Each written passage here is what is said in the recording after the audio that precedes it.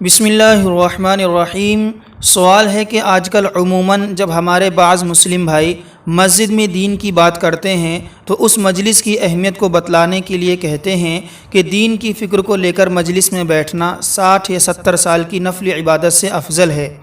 تو معلوم یہ کرنا ہے کہ اس کی کیا حقیقت ہے کہ کسی حدیث میں اس طرح کا ثواب بیان کیا گیا ہے، براہ کرم واضح فرما دیجئے۔ سامعین، اس کا جواب یہ ہے کہ دین کی فکر کو لے کر مسجد میں بیٹھنا، دین کی نشر و اشاعت کے لیے، دین کی فلاح و بہبود کے لیے بیٹھنا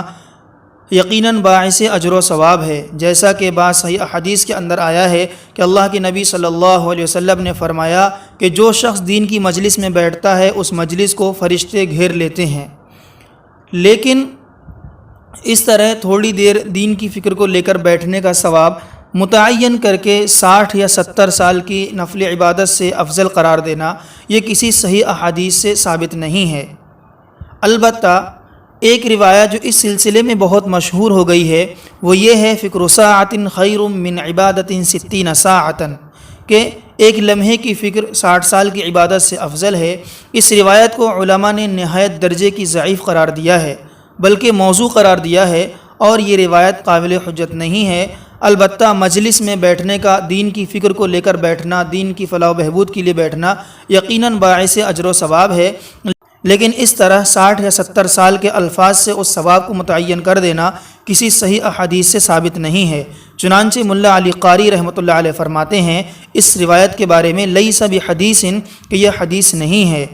لہذا ہمیں چاہیے کہ جب ہم دین کی فکر کو لے کر بیٹھیں، دین کی ترقی کو لے کر بیٹھیں، یا کچھ سیکھنے سکھانے کے لیے بیٹھیں، تو اس مجلس کی اہمیت اور فضیلت کو بیان کرنے کے لیے اس حدیث کا سہارا نہیں لینا چاہیے، اور یہ حدیث نہیں بیان کرنی چاہیے، اس حدیث کو بیان کرنے سے بچنا چاہیے، بلکہ اس روایت کے بجائے ان روایات اور احادیث کو بیان کرنا چاہیے جو مجلس کی فضیلت کے بارے میں حضور اکرم صلی اللہ علیہ وسلم سے منقول ہیں، جیسا کہ حضرت ابو ہریرہ رضی اللہ تعالیٰ عنہ بیان فرماتے ہیں کہ جب قوم کے لوگ مسجد میں بیٹھ کر کلام اللہ کی تلاوت کرتے ہیں، اس کو پڑھتے پڑھاتے ہیں تو ان پر سکینت نازل ہوتی ہے اور فرشتے ان پر سلامی اور دعاؤں کے تحفے بھیجتے ہیں۔ یہ روایت ترمذی شریف میں بیان کی گئی ہے، روایت نمبر 2945۔ جیسا کہ ایک دوسری روایت فضائل اعمال میں طبرانی کے حوالے سے بیان کی گئی ہے، اس میں حضرت ابو الدرداء رضی اللہ تعالیٰ عنہ بیان فرماتے ہیں کہ رسول اکرم صلی اللہ علیہ وسلم نے ارشاد فرمایا کہ قیامت کے دن اللہ رب العزت کچھ لوگوں کا حشر اس طرح فرمائیں گے کہ ان کے چہرے میں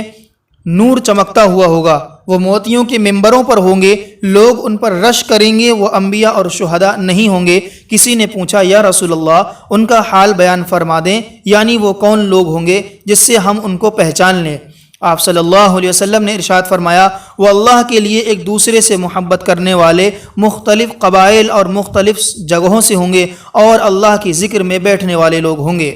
تو سامعین، یہ وہ روایات ہیں جس کے اندر دین کی فکر کو لے کر بیٹھنا، دین سکھلانے سیکھنے کے لیے بیٹھنا مجلسوں میں، ان پر فضیلتیں اللہ کے نبی صلی اللہ علیہ وسلم کی طرف سے بیان کی گئی ہیں۔ لہذا مجلس کی اہمیت و فضیلت بیان کرنے کے لیے ایسی روایات کو بیان کرنا چاہیے جو قابل استدلال ہوں، مستند ہوں،